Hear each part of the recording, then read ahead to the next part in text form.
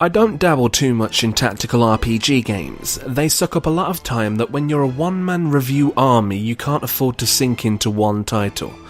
Grand Kingdom, however, intrigued me before we even received the code for this LiteDemo version. With its Japanese art, reminiscent of anime as always, and wartime focus, it appealed to me at a glance.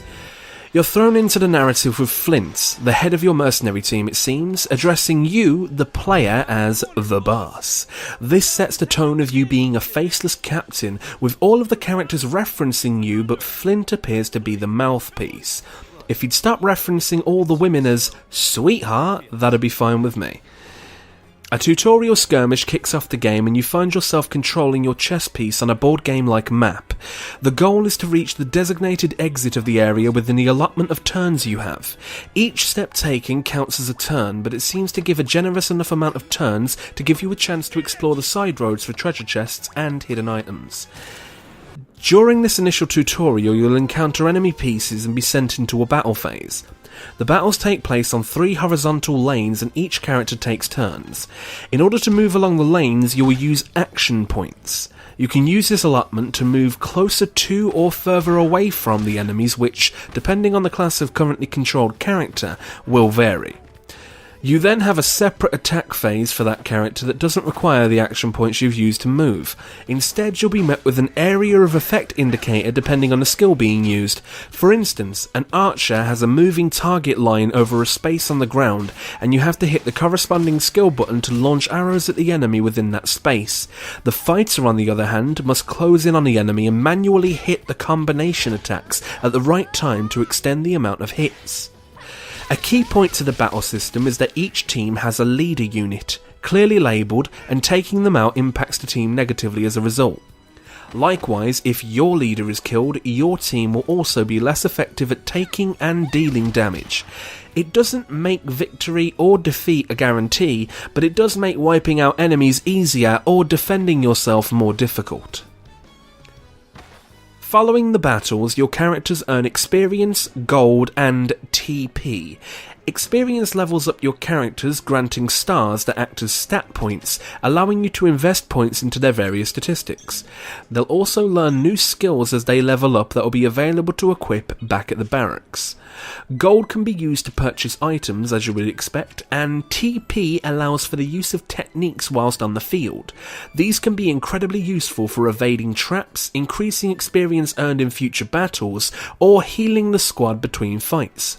The latter being very useful as the team heals only a slight percentage of HP lost in the previous clash when advancing. For this, you can also use any items you've brought onto the field with you. When the tutorial is done, you're taken to the barracks to meet your assistant, Lilia. Having been recruited to a major mercenary guild, you are now granted access to the management side of the game, and that's where the game gets its depth. You'll put together your own squad of customizable mercenaries, albeit with limited access in the preview version, as well as being able to rename them. I'd put the customization on par with the Dynasty Warriors Empires, not vast but reasonable. You can also purchase new gear for these characters provided you have enough gold, and eventually you'll be given the ability to improve their equipped items at a blacksmith. If I'm not mistaken, the game will feature 16 recruitable classes, but the demo only allows you 4, a fighter, hunter, medic, and witch. Once you've put your team of 4 together, you can participate in wars or embark on one quest the game gives you access to. The wars are a little unclear to me at this point, but it seems to feature online connectivity that has you align with one of the 4 main kingdom factions and generate reputation with them for access to their special facilities, such as their unique items or blacksmiths. You can also visit the kingdom and get friendly with the people who may give you things. This is all presented in a visual novel style. The quests seem to be the story progression, hence why you only have access to 1 for the duration of the demo. But you can participate in war as much as you like. War is somewhat confusing, featuring forts that need to be taken over, but in my experience, I've had 1 battle per war and won a war then lost a war, despite winning both of those fights. It'll require a little more study upon release for me to fully grasp.